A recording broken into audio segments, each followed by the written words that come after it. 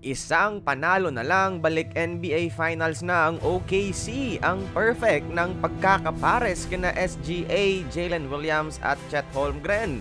Pero alam nyo ba, ang pagbuo sa team nila ngayon nagsimula sa isang trade noong 2007 pa.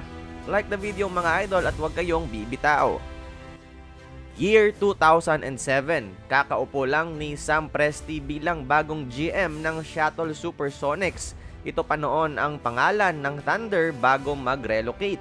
Sino mag-aakala mga idol na ang biggest move niya noon bilang bagong GM ay magsiset pala ng stage sa Thunder Dynasty ngayon.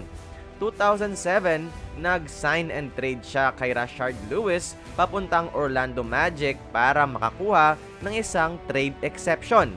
At agad naman nilang tinrade ang trade exception na ito sa Phoenix Suns para kay Kurt Thomas at 2 first round picks.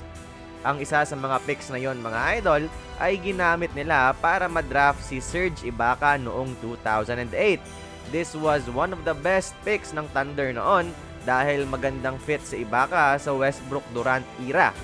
2016 mga idol, nagdesisyon silang i-trade si Ibaka para kay Victor Oladipo at draft rights kay Domantas Sabonis.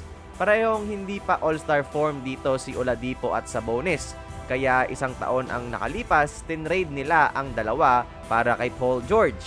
Di naging successful ang stint ni PG sa OKC, kaya 2019, tinrade siya sa Clippers para kay Shai Gilgeous-Alexander, Danilo Gallinari at 5 first round picks. At ang 5 picks na yon mga idol galing Clippers ay ginamit ng Thunder para mag-draft o trade kina Jalen Williams, Cason Wallace at iba pa. And ngayon mga idol, 18 years later, sila na ang may pinakamagaling na young core sa NBA.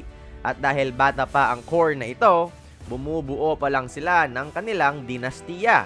At ang wild isipin mga idol na lahat ng ito ay nagsimula sa pag-trade ng nooy bagong GM na si Sam Presti kay Rashard Lewis. So in summary, ang 2007 sign and trade na yon ay naging si SGA at ang kanilang championship core. 18 years later, they are 5 wins away from being called the NBA champions. Si Sam Presti na ba ang best GM ngayon mga idol? Naalala ko 2007, elementary pa lang ako noon at Pokemon lang yung nilalaro. Walang pakailam sa mundo. Ngayon, 2 years na lang, magiging doktor na ako. Kaya kayo mga idol saan kayo noong 2007 nang naganap ang trade na ito? Join the conversation, magkomento lamang sa ibaba.